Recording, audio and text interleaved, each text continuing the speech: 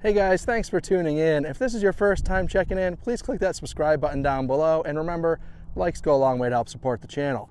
If you've been following my channel, you know I just bought this 2018 Harley-Davidson Heritage 114, and part of owning motorcycles is making sure that the battery stays charged. And the way that I decided to do that, living in an apartment with a covered parking space and having no power access, I picked up this battery tender 15-watt solar panel. This is the largest solar panel that they offer, and I went this route just because the bigger the better as far as solar panels goes. Just if you're going to spend the money, you might as well go with the best one they offer. So I will include a link in the description below for all the parts and pieces that I used for this project.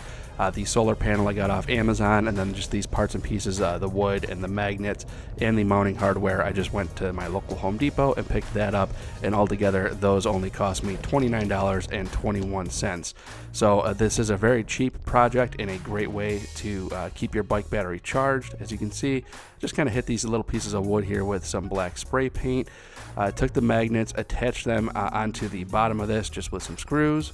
And I went with the 25-pound magnets. They do sell a 95-pound magnet, but I felt like that would be a little bit overkill, and it would be really difficult to pull that off of the roof without maybe damaging the standing seam. So this is altogether 150 pounds of magnets of pull force, and that's pretty good for what this is.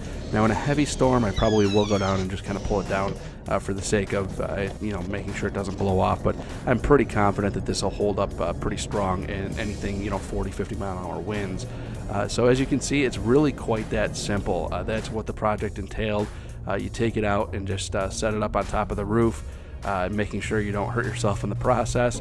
But ultimately, I left these little pieces of wood long, so it gives me a little bit of leverage to pull these things down without having to really pull out a ladder or get too creative when it comes to putting this thing up and taking it back down again. So I've had this thing up on the roof now for about a month, and every day I kind of pull in and throw the charger on the bike. Keeps the battery nice and healthy.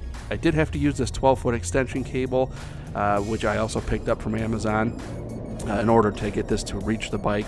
So when it's not in use, this cable just gets stored up in the beams. Nobody even knows it's there. Just kind of a nice way to keep it clean. But when you do need it, you just pull it down, hook it up to the battery tender connection, which does come standard on Harleys, and then you can cover the bike up, keep it stored for a length of time. If you're going to have your bike stored for months on end, you're better off to actually pull the battery out of the bike, bring it in the house, put it in a garage or something like that. Keep it stored on a battery tender out of the bike. But in my situation, where it's been inclement weather for a week and I'm not going to ride the bike, or I'm going to go out of town or something like that, this is just a great way to make sure that the battery maintains a charge, the bike is nice and secured, and it just really, again, is just a great way to make sure you're maintaining your battery.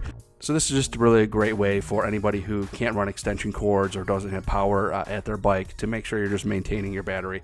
As you can see, you have an indicator on there telling you that the battery is charging. So again, thank you very much for watching. If this is your first time, please click that subscribe button down below. And remember, likes go a long way to help support the channel, and we will see you next time.